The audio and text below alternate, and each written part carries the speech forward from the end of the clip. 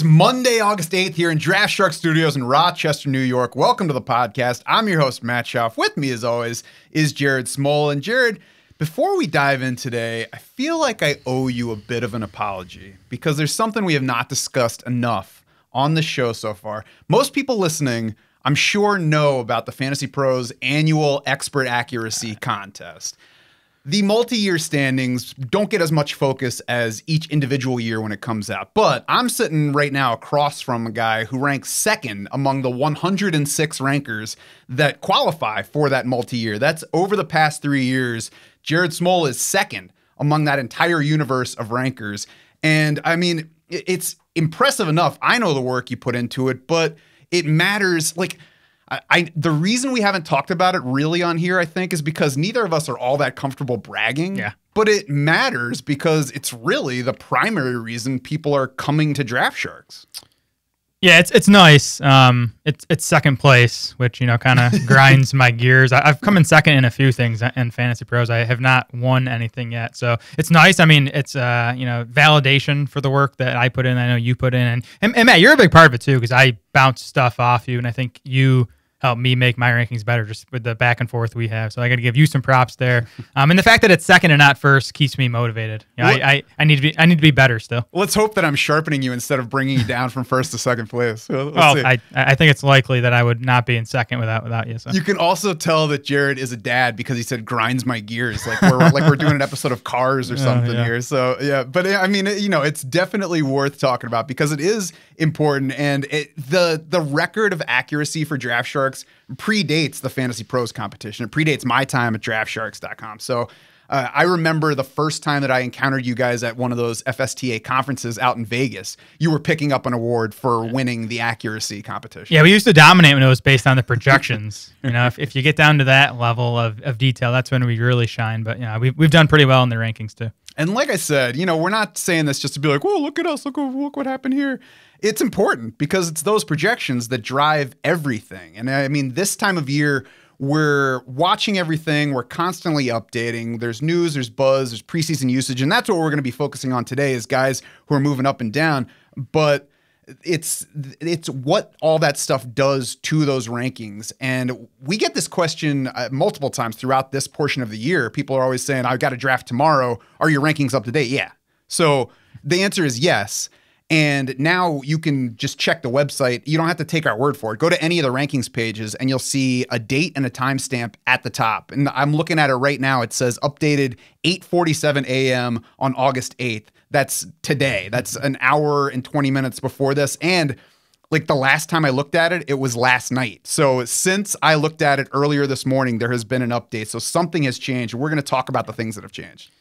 Yeah, quite literally anytime I read or see something that, makes me value guys differently, even if it's just a little bit, we're updating those rankings. I know a lot of other sites have updated rankings, but they'll go in, once a week and update them. What if your draft is, 5 days since their last update? You're kind of working off outdated stuff. So we're updating them literally every day between now and week one. This morning's update was actually the Eagles backfield. There's some stuff about, Kenneth Gainwell's role. So Miles Sanders down a little bit, Kenneth Gainwell up a little bit. And Nick Sirianni was wearing a Kenneth Gainwell shirt yesterday at his press conference. So maybe that's a factor here. So this is the time of year where we're on like specific Shark Bites shifts, and I'll go to write a Shark Bite and I'm like, geez, Jared, it's already in there. Why don't you take a break? Kiss your wife, mow your lawn, and I can get this Shark Bite. But no, he's there. It's like 9:45 on a Saturday night. I'm like, dude, I'm on the clock. Just give me a second and I can write this. My lawn is mowed, and I got 18 holes in on Saturday morning, so I'm doing fine. Go.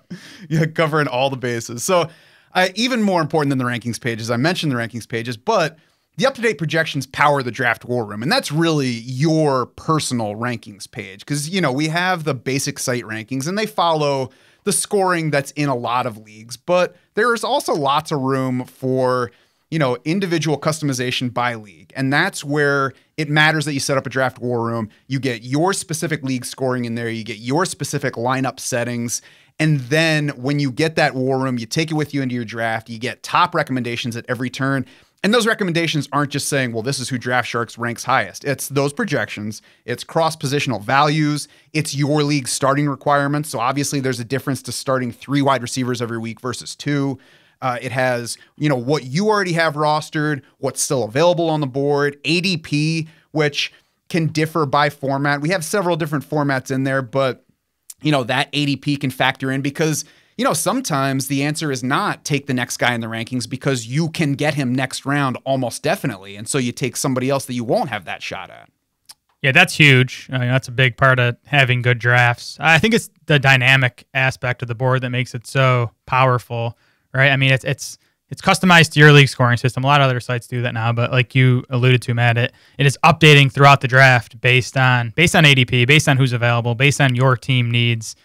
So it's awesome, super easy. We sync up with basically any commissioning site. Now, I set up my board for tomorrow night's DS Invitational on Fantrax this morning, actually. Hit like 2 buttons, synced it up to Fantrax, and the rankings were all there for the Superflex format, for the tight end premium. The draft war room handles all that stuff. Yeah, the sync is the last part of that. I mean, in nearly all cases, you just hit the sync. It will connect to your specific draft site. It'll import all the stuff. You'll be like, oh, I don't have to do anything else to set it up. Sweet. And then as you're drafting, automatically takes players off the board. So it's a dynamic, important tool when you're in the heat of a draft. And before you ask, if you guys update your projections while I'm drafting, am I going to get those in my ranking? Yeah, it's going to be there. Every time your board refreshes, it'll have the most up-to-date projections that we have on the site.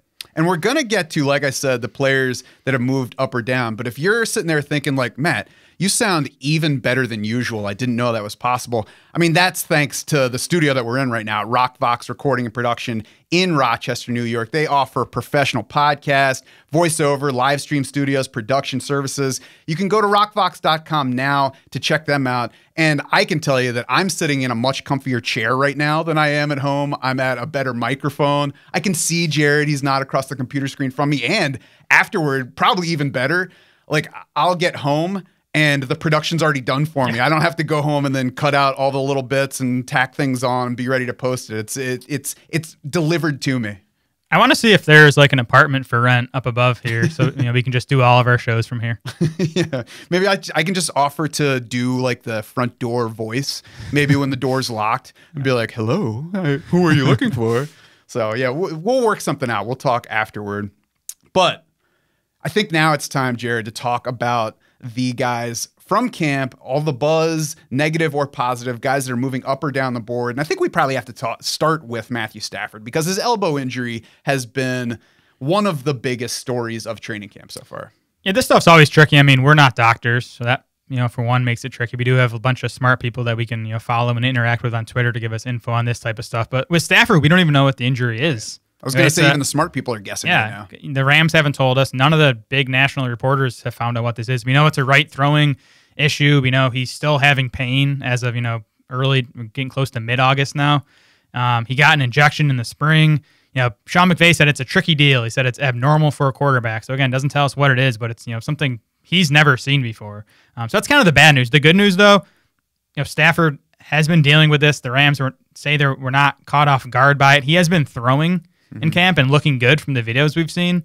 So it seems like more of like an annoyance than something that's actually going to impact him this season. It's not ideal. I'd rather have him not dealing with it. But, we've nudged him down our rankings, but, haven't moved him significantly. He's still fine to draft at cost, I think. Yeah, obviously we'd rather have a quarterback with no pain in his throwing elbow, but he was throwing over the weekend. So if it were like, oh my God, what's wrong? He might need Tommy John surgery, then they probably would have him off to the side watching things. So I think, what I've been thinking so far about it is, well, a quarterback with a question about his throwing arm. There are so many quarterbacks. I think I'll just pass on the guy, but I think that's probably going to be the prevailing thought. So if he falls down even just a little bit, it becomes, well, there are tons of quarterbacks out there. I can take Stafford at a discount now, and I can easily find insurance behind him because in most leagues, quarterback is the easiest offensive position to, replace.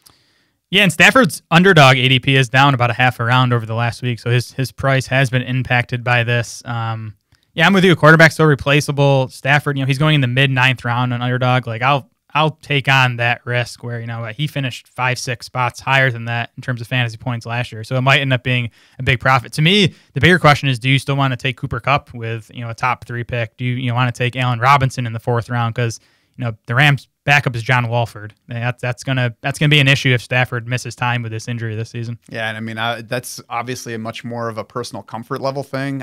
I think if we're not knocking Stafford off of our board, then I have to keep Cooper Kupp where he's going. Allen Robinson, I kind of like can take, don't feel like I need, so I'm not going to change my opinion on him. And then, as we get closer, we'll see if we get more on Stafford. But, again, if he's throwing it all, it seems like the stance we should take is we can't worry too much. We'll keep watching. Yeah, I'm still scooping up Allen Robinson in the fourth round quite a bit, and I'm still taking Kupp, at least at 3 overall once the 2 RBs are off the board. Yeah, I mean he's going in that range where you're not taking him 100% of the time anyway, or even if the QB were totally healthy.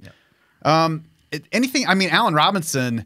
Obviously, there's the Stafford question, but the other thing with him is every time somebody reports on him, it's like the Rams love this guy and he's awesome.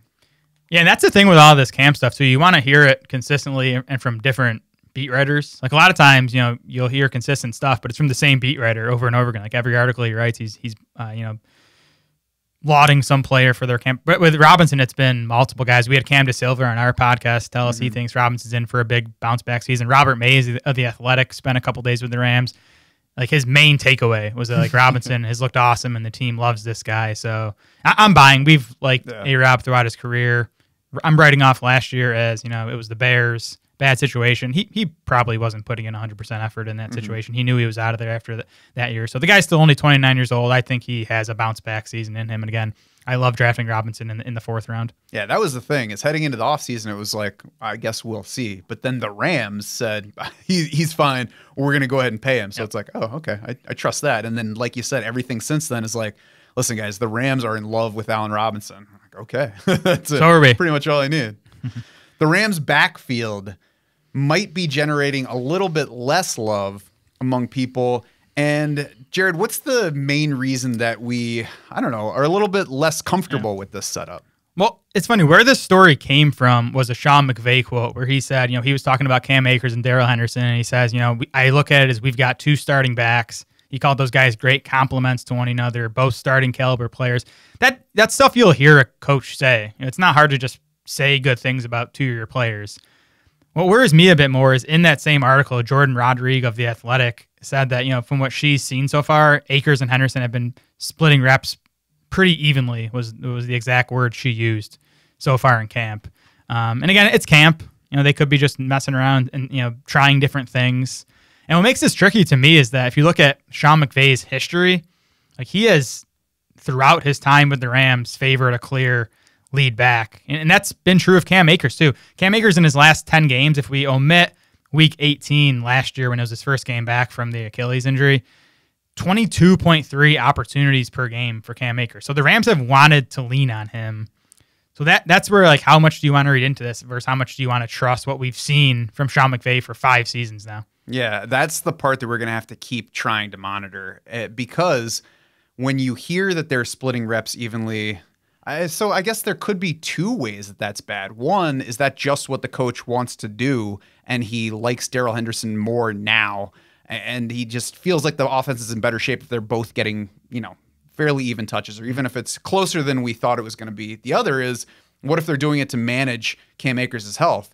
And I guess that would be better than if he liked Darrell Henderson more. Yeah. But if they feel like they need to manage Cam Akers, that also says they might not feel as comfortable giving him the workload that they did in the playoffs, coming off of that Achilles tear. So either way, I think we have to be a little bit less sure of Cam Akers, where he's going. Honestly, that's kind of where I've been anyway. I was drafting him early and then just backed off some. He has climbed up the ADP board a little bit, which helps the backing off. But, another part of that is there's lots of running back value around him. There are guys that are sure workhorses right ahead of him, and then behind him there are guys like CEH, Miles Sanders, who we might get to in a little bit, but, some other guys too. So you're deciding if you're looking running back in round 4, and Akers' ADP actually, over the last week is down 3 spots because of this report. You're right that it had climbed, into the early 4th. Now he's down into the late 4th underdogs. You're comparing him to Zeke Elliott, Breece Hall. I mean, Travis Etienne goes, a half a round to a round earlier, but those are the type of backs you're comparing him to. I still think Akers has the highest ceiling among those because if McVay sticks with what he has done throughout his time with the Rams and gives him, 75% of the snaps in this top 10 offense, then Akers is going to be an RB1, and that's why I had been drafting him in round 4 because I see that upside. But I think, as I've said before, I like drafting both these guys. If I don't get Akers, I'm targeting Darrell Henderson because he's still going in the 11th round. If he's going to get even 40% of the work, he can be a standalone value, and then he has that RB1 upside in case Akers goes down again. I really like Breece Hall right in front of him. Behind Cam Akers is a guy that never excites anybody, David Montgomery, if we're looking at underdog ADP, and he's almost a full round behind Akers. So there we need to guess less on workload. I know that there's some, there are voices here and there saying, well, what if the Bears give more to Khalil Herbert? I mean, what if? He's going to get something. I'm not betting on. I would have an easier time betting on a closer to even split among Rams backs than I would between David Montgomery and Khalil Herbert. Maybe. I mean, the thing in favor of Akers is the offense, obviously. Montgomery's on our list if you want to get into him now because, he's practicing on special teams. That's just a weird story. It is. All right? I mean, he's never done that. So I don't know what that means. Is he punting? It's not a good thing. I don't know what he was doing, honestly. He was on special teams. He kind of said, they told me to go there. I went and did it. So that doesn't sound like a guy who's happy to be on no, he's not. teams. He shouldn't be. He's a guy who's been a feature back for his first 3 seasons. So I don't know what that means. It's a new staff there. So I think that opens things up in this backfield a little bit. Luke Getsy from Green Bay, all 3 seasons there, committee backfields. Aaron Jones and Jamal Williams, and then Aaron Jones and A.J. Dillon. So we nudged Montgomery down a little. I'm not reading into it too much, but that's a backfield I want to see in preseason, see how those first team snaps are split between Montgomery, Khalil Herbert, and then we see if Tristan Ubner gets into the mix at all. And to me, more than comparing these individual players, we just talked about Cam Akers versus David Montgomery. It's not that I've gotten to that point and I'm deciding between those guys. I do like Breece Hall best among them, so if I'm making a decision, I'm going there because I think he carries the most individual upside, taking out the situation. But really, that's just a range that I've been looking away from running back. I'll take among the first 3 rounds, I'll usually wind up with 2. There are the first round guys that there are second round guys that still includes Saquon Barkley, Alvin Kamara's in there, Leonard Fournette, James Conner can get into round 3. So it's just by that time, I probably have 2 running backs, and it's easier to skip over this range that makes me uncomfortable, even if I don't love the wide receivers coming my way. Yeah, I have been and probably will still continue to be open to taking the round 4 running backs. The Etienne gets there sometimes. Akers, Zeke, Breece Hall, I think are all worth some shots in round 4. It's the next tier, the Montgomery, the Josh Jacobs, the J.K. Dobbins. That's where I'm kind of out on running back, and I'll wait till the Edwards-Helaire, the Pollard, the Sanders when you get to round 7, 8, 9. Yeah, and sometimes you can talk yourself out of a player, and then you're missing the ceiling. Akers and David Montgomery are not players that I'm worried about being underweight on, and then they have the RB3 overall season. I don't think that ceiling is there for either of those guys. I see it there for Akers, again, just because the offense. Montgomery, I don't. That's going to be a bad Bears offense. The coaches came out last week and said our O-line is a mess, basically. Montgomery, I'm with you. I'm not worried about missing out on ceiling. Akers, again, I still see it just because the offense. For him, I think when we throw in the coming off the Achilles and the questions about the offensive line, there are a lot of things that need to come together perfectly to get him to hit ceiling. Akers is no doubt riskier than even Zeke Elliott, I think. He's definitely riskier than Etienne. I think he's probably even riskier than Breece Hall, even though we haven't seen him in the NFL because of the Achilles. And on top of that, now we have these concerns over his volume. And of course, we're talking about the traditional, I don't know if it's late enough in the cycle of it to call traditional RB dead zone, but it probably is. It's been a few years now. Yeah, the dead zone is moving at all times. Again, to me, it's around 5, 6 right now is where I'm not touching the position. Mm-hmm. You can see where people are drafting all of these players in the Draft Sharks Invitational. We are 3 drafts into that, which means the halfway point. We've got 3 more to go. We've streamed all of them so far. We will continue doing that. And if you've watched any of them, all these drafts are happening on Fantrax. Jared, as we're streaming them, is the commissioner. And Jared, from being on the stream with you for all 3 drafts so far, I can't tell that you're commissioning. I already know it, but I can't tell because it doesn't seem like there are any snags along the way. Well, that's good. That's what we want, right? And it's super smooth.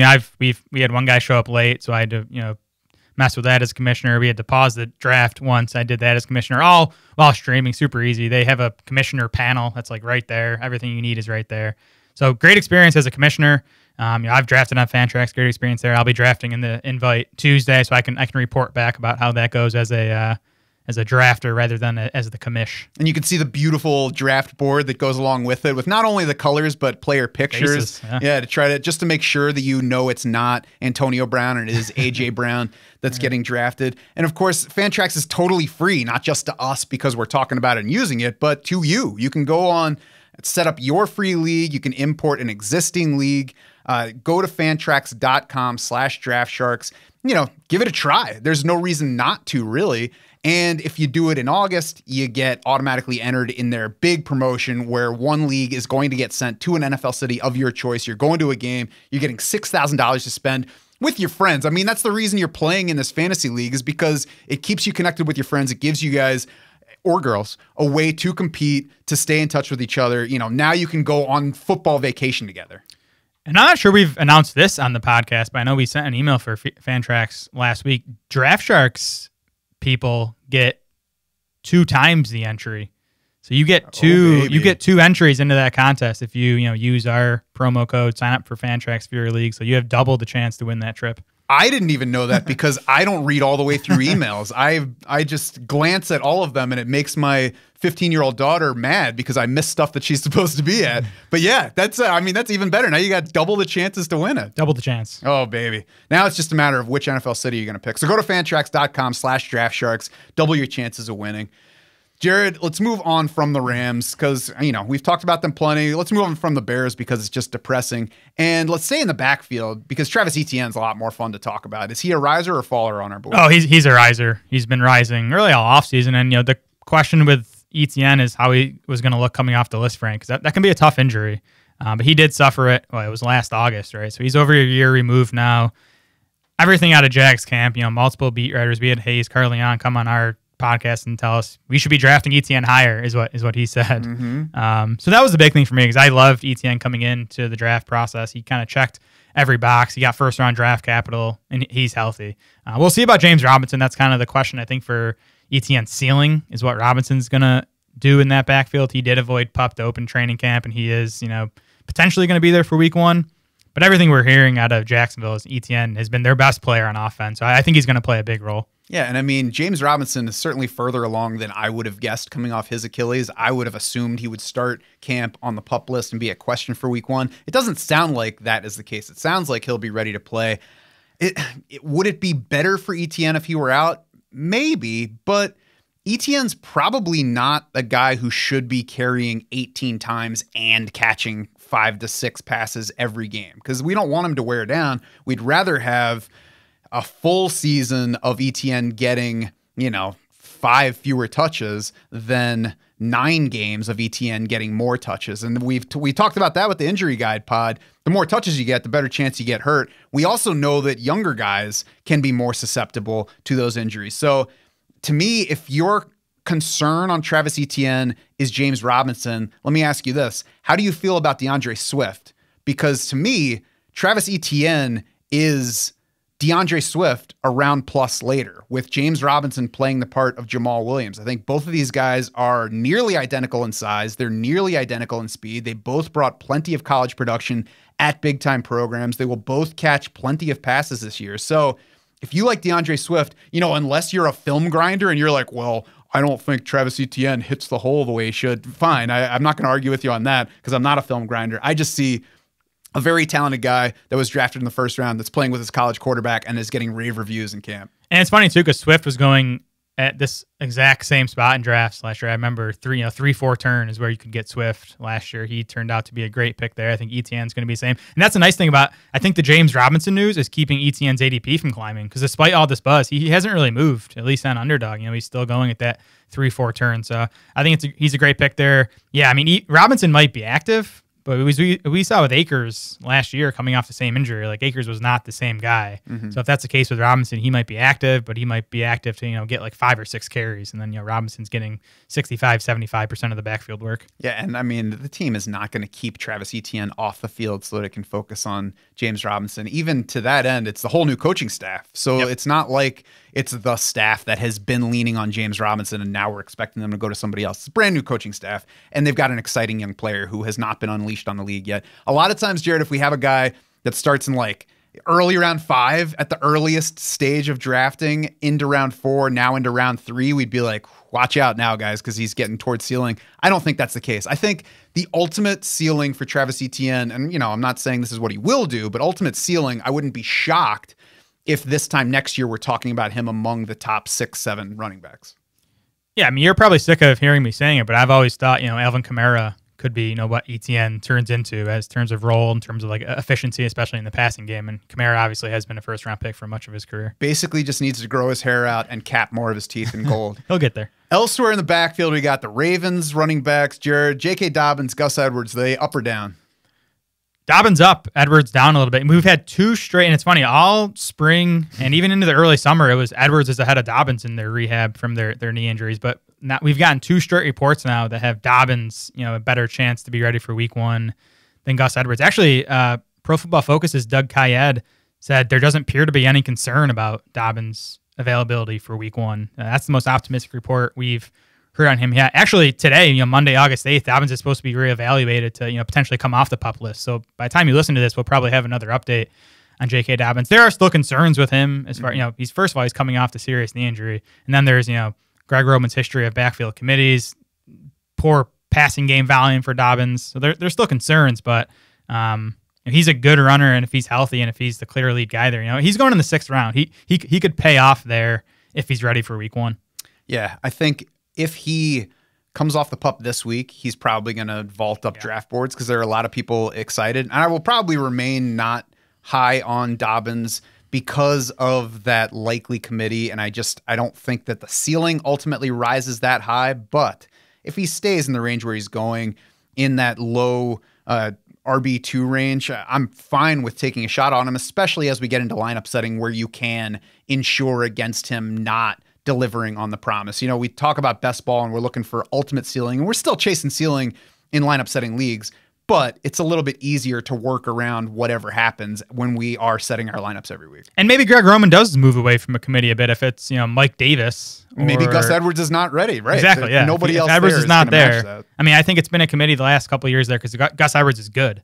But if it's Mike Davis as the next best option, maybe Dobbins does get 16, 18 carries per game. And to be fair to Dobbins, we don't have a full season of him to see. Right. We have the 1 year that we've seen him was his rookie year, where Mark Ingram was the backfield leader for half of it. The second half was Dobbins and Gus Edwards splitting evenly. We don't really know what the Ravens would have done last year if both of those guys had been healthy. Maybe it would have been Dobbins as more of the backfield leader and less committee than we all think. And especially if Gus Edwards is not ready, it's only more room for Dobbins to get more of those touches. I still think they'll limit it, especially coming off the knee. Yeah. But, I'm not going to pretend I know exactly what Dobbins' trajectory looks like. Yeah, look at us saying nice things about J.K. Dobbins' draft value. We're always willing to adjust. And he's going, 2 rounds later than I think he probably would have if there wasn't this ACL thing. So I think that's kind of baked into the price tag right now. Mm-hmm.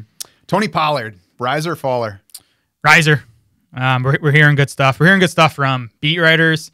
You had Jerry Jones talk up Pollard's role. You had offensive coordinator Kellen Moore talk up Pollard's role. And I never know how much to buy into this, but there is talk of them, getting Pollard and Zeke on the field together. It really makes sense here. The Cowboys lost. We're going to talk about Jalen Tolbert, but the Cowboys lost James Washington. Michael Gallup has said he's not going to be ready for week 1. It is thin at wide receiver, and Pollard can do some of that slot stuff. So I'm buying into that a little. I think you're still drafting Pollard for the ultimate upside of Zeke going down, or Zeke just being kind of done and them turning the backfield over to Pollard at some point this season. But I do think there's a good chance he's going to have standalone value right out of the gate. I think for every team at some point in camp, we get those reports like, that they've got both guys in the backfield at once, big eyes emoji. That's almost never going to happen. I think it's important when you see reports like that to think about the type of player that RB2 is. And I agree with you that Tony Pollard is the type of player that could get more of those slot type opportunities. They talked about I saw them being aligned with Zeke as the fullback. Don't bet on that being a common alignment. Maybe we see it a couple of times, but that's not going to move the needle for Tony Pollard. What will is if he gets more of those receiving type opportunities, like we talked about with Jake Arthur in the Colts backfield for Nyheim Hines recently. I think that's the type of player we're hoping the Cowboys view Pollard as, and I think there's a chance that he does get stuff like that. And even though people, all of fantasy is waiting for the Tony Pollard breakout season, so he's not super cheap. He's in a range where it's okay to take a shot on him. He's not more expensive than he has been the past, at least last year. Right? Yeah. If he's not yet, I don't see why he's going to rise more unless we get a preseason splash play. We're one preseason Pollard splash game away from him passing Josh Jacobs. Yeah, people want to be in on Pollard. So you might be right. I mean, draft him now if you're drafting. I do think he's priced at a nice spot right now. And to be fair, he's another player that I think it's okay to not be in on. I mean, he needs a Zeke injury still to hit that ceiling where you regret not having him. Now, obviously, that's possible. But you also have to draft Pollard close to the bottom of RB2 range to get that. So there is some opportunity cost in taking that risk. Yeah, he's a better pick in these tournaments, whether it's the best ball tournaments, whether it's the FFPC main event, where you want that upside. I think he makes more sense. If you're just in a standard contained 12-team league, there's probably guys that are going to give you a higher floor that are going behind Pollard. Yeah, that's where I think you wait for him to fall and then say, okay, I'll scoop Pollard here and see what happens. Nyheim Hines, I brought up the name. Yep. He's another riser, right? Yeah, as you said, Jake Arthur said he's kind of buying into this increased role for Nyheim Hines. It sounds like it really was the quarterback play, last year in the Brissett year that those guys just, and we knew Carson Wentz throughout his career has not targeted running backs. He's been below average as far as his target share to running backs. Now it's Matt Ryan. He's more willing to do that. Sounds like the Colts are more willing to get Hines on the field with Jonathan Taylor. I'm buying into that a little bit. Right. I mean, the Colts lost T.Y. Hilton, Zach Pascal, Jack Doyle. Those guys combined for 149 targets a year ago. They have Alec Pierce, they have Paris Campbell, but there's room for Hines to carve out a role, even with Jonathan Taylor's role remaining similar to what it was last year. Hines remained good in the passing game last year, 9th in PFF passing grade, 12th in yards per route run among 49 qualifying running backs. This one makes sense to me that Hines will be a pretty big part of that offense, even with a healthy JT. And it's not just one insider's perspective. It's come from other places as well. You can check Shark Bites. I put something up on it yesterday morning. And by the way, most of the things we're talking about here are covered in Shark Bites, which you can get to even if you're not a DS Insider. And a lot of it gets emailed out this time of year. So if you get on our email list, you will get alerted to this stuff. You can read it in the morning along with the Fantrax promo that I didn't even know about stepping into the studio. But the OC, Marcus Brady, talked even before camp about how they can line Nyheim Hines up as a receiver, put him in the slot, even put him outside. And we have precedent here. Last year, the receptions came down, but Nyheim Hines was actually in the slot a career high rate. It was way up from the year before. It was nearly double his previous high there. He had a previous high in total wide receiver level snaps. So it's not totally projection here. There's always some projection when it hasn't happened, but it's really more a matter of the new quarterback leveraging what was already there for Nyheim Hines. And we'll also hope a little bit less pass blocking because he also did that at a career high rate last year. Yeah, it's almost like the Colts wanted to make him a thing last year, and Carson Wentz just said, no, that's not going to happen. I'm throwing far, guys. Yeah. I still have issues with Hines like ceiling.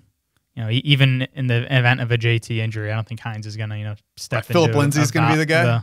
Tyson Williams is there too. Oh, get out of here! I mean, we already saw a team that wanted Tyson Williams to be the guy, and he was like, "Nah, guys." But I mean, Hines is not going to be a 15 carry per game guy, even if JT goes down. He doesn't have anything closer to the Pollard upside. I do think he would be a 12 carry guy though in that case. Maybe. I mean, he'd be a fantasy starter. I just don't think the ceiling's like league winning, I guess. So he's fine in PPR. He's going in the RB 40 to 45 range. I think he's a fine pick there. Mm-hmm. One more running back before we switch to a different position. It's Isiah Pacheco, whose name you're going to have to learn how to spell because the buzz is building on him. It keeps coming. NFL Network's James Palmer was at Chiefs camps over the weekend. He made it interesting. He said that he was told by the Chiefs that they've been impressed with Pacheco's pass protection ability, which is huge to me. I mean, one, their quarterback's Patrick Mahomes. And two, that's an area where rookie running backs tend to struggle, and that's why they're not able to get on the field. So if Pacheco's doing that, and he's making these splash plays in camp, he's already getting, it sounds like he's, second behind Edwards-Helaire in terms of, these RB drills. He's ahead of Jerick McKinnon. He's ahead of Ronald Jones. So this seems real. Like, I think Pacheco could have a role right out of the gate. I think, it's Edwards-Helaire's job for now. But man, any Chiefs running back that has a chance, I think is worth a draft pick. And Nate Taylor, the Chiefs guy for The Athletic, just said over the weekend, Isiah Pacheco running with the first team is becoming a thing, guys. So again, I've said it before, this is all I've been waiting for as like the final nail in the Jerick McKinnon coffin. I'm all in on Pacheco. I just hope that he doesn't climb too far to make sense. He hasn't so far. I mean, I've been in a few underdog drafts, and he's getting picked, but it's still around 16, 17, 18. And the other factor for him helping his upside is, we talk about these other guys needing an injury to vault them. I think that's probably the case for Clyde Edwards-Helaire, but he's let the team down for 2 straight years now. So there's at least a chance that even in season, if CEH is healthy, Pacheco just commands touches.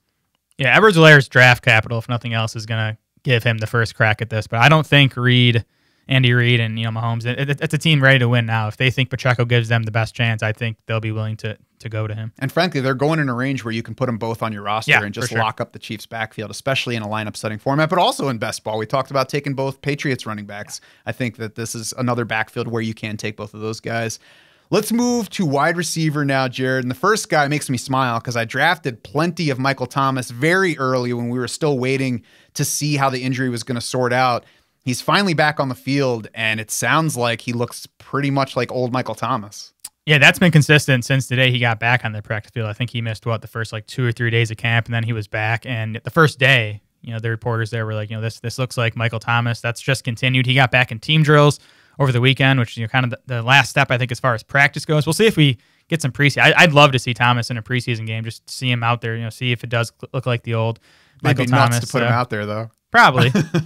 We'll see, I guess. I think there's still questions with him. I mean, we've never seen Michael Thomas without Sean Payton. We've never seen him without Drew Brees, for a full season. Right. Thomas did play. He played 10 games without Brees across 2019 and 2020. That was with Teddy Bridgewater and some Taysom Hill. 8.2 catches and 98 yards per game in those 10 games. So we've seen him produce without Brees, just not over an entire season. And the Taysom Hill games were post high ankle sprain. Yes, yeah, you're right. So it's really it's all I need so far for Michael Thomas because the ADP is still in low wide receiver 3 range. So the risk is still baked in because if he's anything close to old Michael Thomas and the QB play is competent, doesn't even have to be good, the upside is definitely into wide receiver 1 range. I'm not saying that I expect him to finish there, but you can't say that he doesn't have top 12 ceiling because we've seen it. He's been the number 1 overall wide receiver in fantasy multiple times. So the ceiling is well worth the risk here because the reports are so good. Frankly, I kind of hope I don't see him in a preseason game because if we do get him flashing in preseason games, people are going to be like, okay, I'm in. I'll take him inside the top 24. Keep it in practice, guys. He can work against good corners there. He can get his experience with his quarterback there, and then we'll all unleash him on our fantasy and real opponents come regular season. Yeah, his ADP is already up 10 spots over the last week, so we've seen the climb start. It could go higher. We have him wide receiver 32 now in PPR. That might be a little low. I'm not sure he'll crack the top 24, but I think if we continue to get this positive buzz on Thomas, he might be at least into the mid 20s by the time late August comes. And he's a little early for the upside mode on the board, but he's definitely an upside versus projections guy because we don't know what the projection looks like for him because in addition to the different quarterback, different coaching staff, we have Jarvis Landry in, who he's never played with before. We have Chris Olave in, who he has never played with before. So we don't know how many targets are going Thomas's way. And obviously, one of the greatest things working for him has been target volume. I would not expect he gets quite as much of that as he did with Drew Brees because this team probably won't throw as much either, but we're guessing on all of these factors. Yeah, just looking at Thomas's ceiling projection for a full PPR, it's higher than Jalen Waddle. It's higher than Terry McLaurin. It's higher than Jerry Jeudy. It's higher than both the Broncos guys, actually. So, yeah, if you are sorting by ceiling on your draft war room, you're going to see Thomas pop up quite a bit higher than his baseline projection has him ranked. Romeo Doubs probably doesn't need to be talked about a lot because he's come up on multiple of our shows. And if you're looking at any Packers news, you've probably heard about him to this point. He's been a riser for us. And I can give you the floor for this one. You wrote his last Shark Bite, too, about his usage in that scrimmage. What was it, Friday night? Yep. Yeah, they had their family night scrimmage on Friday night. and it was Acme Packing Company, I believe, the blog. But Justice Mosqueda, who we've seen do prospect stuff and other stuff, a respected follower of football in general, pointed out that he counted up the snaps for everybody, and Romeo Doubs was right there with the starters. He was third among receivers. Sammy Watkins was up there. Alan Lazard, I don't have the shark bite in front of me yet, but all three of those guys were very close together in usage. And that was a few days after you had Aaron Rodgers really talking Romeo Doubs up, which, that spoke to me. You don't see Rodgers talk about. Rodgers doesn't like rookies too much. Like he wants to see but it seems like Doubs has already earned Rodgers' trust. Man, I don't really see a way where he doesn't open the year as a top 3 wide receiver at this point. Christian Watson's still sidelined. He's not going to be a factor early in the season. I think it's going to be Lazard and Dobbs, and then probably Sammy Watkins as the top 3 Packers wideouts. Yeah, and that's the thing is he's not only trending toward being one of those top 3. It's for a team where the other 2 are Sammy Watkins and Alan Lazard. Yeah. I mean, maybe there's some upside to those 2, and maybe they finish the year ahead of Dobbs in targets, but they certainly aren't, rock ceilings that he can't break through. And top tight end Robert Tonyan has yet to return to the field, so we don't know what that's going to be like, when he's going to return, and how far beyond his ACL tear is. So, basically, as long as Dobbs doesn't climb into the top 40 in ADP, there's going to be upside to him from where he's going. Yeah, his ADP is up 40 spots over the last week, but it's still in the middle of the 14th round. Right. So, I mean, he is still definitely a prime target there for me. Are you worried there's been no Alan Lazard buzz, or is it just he's Alan Lazard, he's not going to create any buzz? Yeah, why are you? I mean, what's going to be buzzy about him? Even I watched this hype video of him making a good catch in the end zone. It looked like he didn't get both feet in bounds to me. I was like, I thought about retweeting it and saying something like that, but I was like, just let it go. I mean, Dobbs could lead the Packers wide receivers in fantasy points. That would not be crazy. Yeah, that's the thing, and it's funny too. It makes me think every time I go on Twitter and I say, this is something that could happen, everybody seems to read it as, he says this is going to happen. I'm like, no, we're not drafting these guys for what is definitely going to happen. We're drafting these guys for what might happen. That's true for everybody. From the first pick to the very last pick, you're drafting for what might happen. And obviously, it's about figuring out that range of what might happen. But I love it when I put out something like, Evan Ingram could lead the Jaguars in targets. And everybody's like, Evan Ingram sucks. He's going to be hurt in week 2. He's going to lead the team in drops. I'm like, I don't care if he leads the team in drops, because that means that he is very high on the team in targets. So, I love getting pushback on the what could happen, because that means that the guy is not going to climb too far. That's why Ingram's still a 16th round pick. There are a lot of haters. I love it. Every time he goes outside the top 20 at tight end, I smile. And I've seen that in our DS Invitational drafts. So we'll move on from Dobbs, because like I said, we've talked about him before. Donovan Peoples-Jones, Jared, is he a riser or faller? He's rising for us. He's not rising in ADP much, which I'm surprised. I mean, he's round 16 on Underdog, which is maybe up a round from where he was before. But lots of buzz on DPJ from beat writers, from coaching staff. Sounds like he's developed a rapport with Deshaun Watson. That's obviously the question with DPJ, is how many games of Watson is he going to get? But I've always liked the talent. He has flashed over his first couple seasons, and he seems to be the clear number 2 for the Browns at this point. Anthony Schwartz and David Bell both missed some time early in camp. They're both back now, but Bell's probably competing for the slot role. Schwartz seems to be way behind DPJ for the other outside spots. So I think he's going to be on the field, and again, it comes down to how much Watson you're going to get. And those shorter range guys are not what you want, especially in this offense that's probably not going to be 60% pass, is probably not going to have Deshaun Watson for at least 6 games. We'll see how that plays out. But Donovan Peoples-Jones has been an excellent best ball pick because he's going at the end of the drafts all along. It's only more so now that we have an indication that we should expect Watson to be on the field for a good portion of the season. Yep. Jalen Tolbert is our next wideout. Jared, what's going on with him? So Tolbert, the Cowboys rookie, was already flashing early in camp, and then James Washington goes down with this broken foot, and we've gotten a 6 to 10 week timetable for Washington. The short end of that would have him back for week 2. That seems optimistic, and we've seen wide receivers really struggle coming back from this Jones fracture, and have setbacks. So I would expect Washington to miss at least the first few games of the season. Michael Gallup has already come out and said, I'm not going to be ready for week 1, which was nice. It's rare to hear a player say that, but it was nice. So it's going to be Tolbert, I think, right? Who else do they have? It's a bunch of 7th round rookies, undrafted rookies. Tony Pollard. It's going to be some of him, yeah. And, the Cowboys top 6 in plays, top 10 in pass attempts in all 3 seasons under Kellen Moore. It's a good offense, obviously, to have a full-time role. And Tolbert's ADP is up round 10 on Underdog. It's up a round and a half over the last week.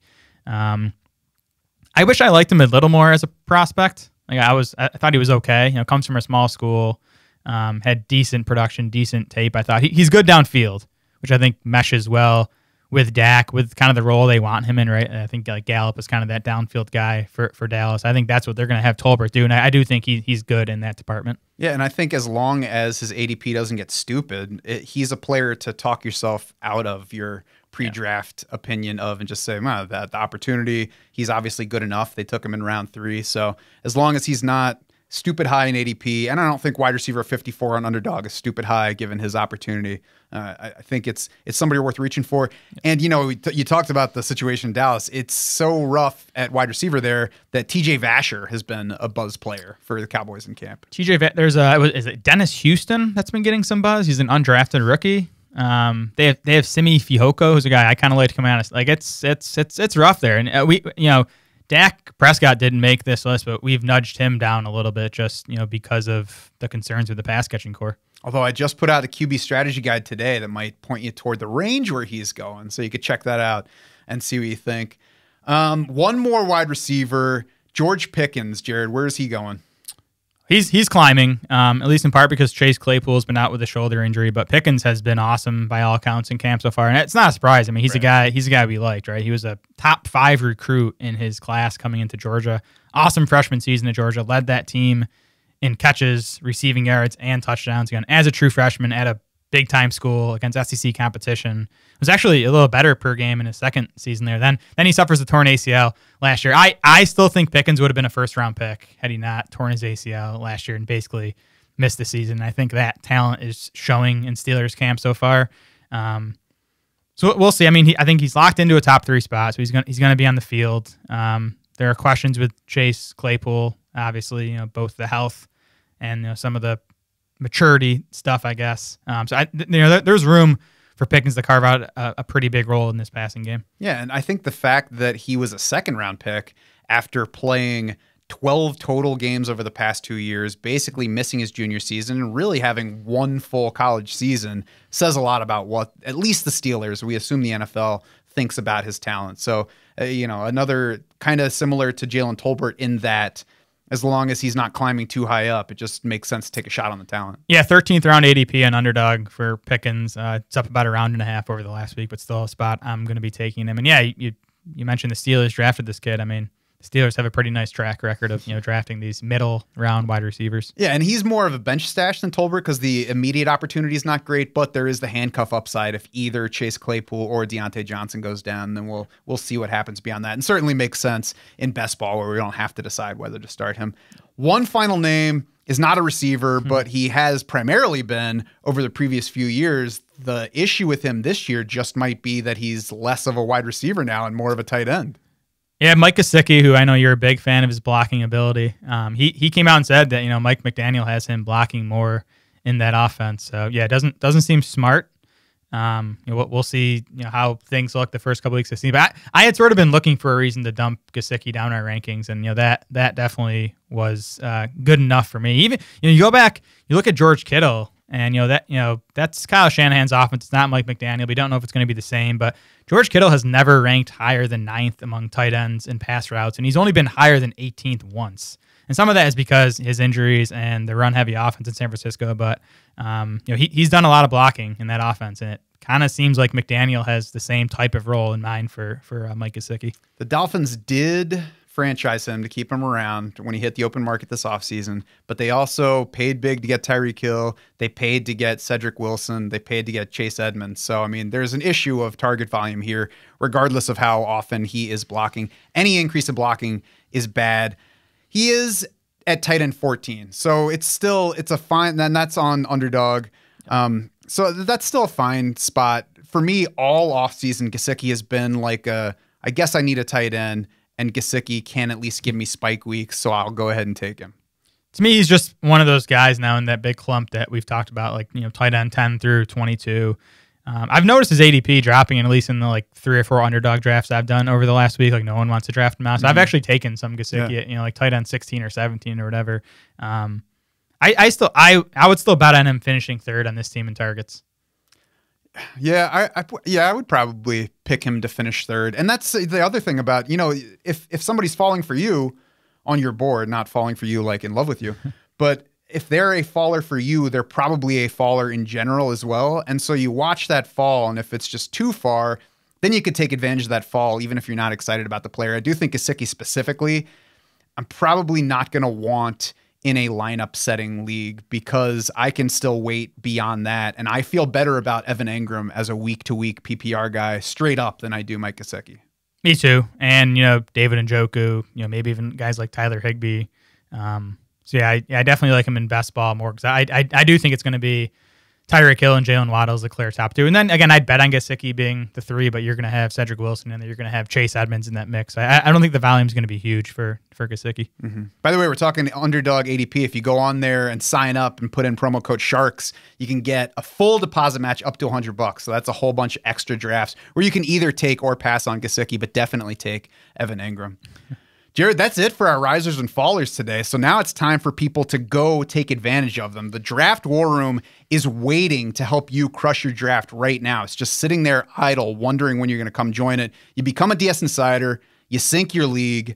Does the league sync with where I play? Yeah, probably. You can check it out. We check the site. We'll tell you what it does. And there's a video ahead of time. If you're like, well, I'm not that tech savvy, I'm not sure if it's for me, watch the video and you'll see how easy it is. We're always around to help you as well. I mentioned we're on Shark Bites duty. We're also on customer service duty this time of year. So we are tracking the news. We're answering your questions. Become a DS Insider. We will dominate your league together this year. For Jared Smola and the rest of the Draft Sharks crew, I'm Matt Schauf saying thanks so much for swimming with us.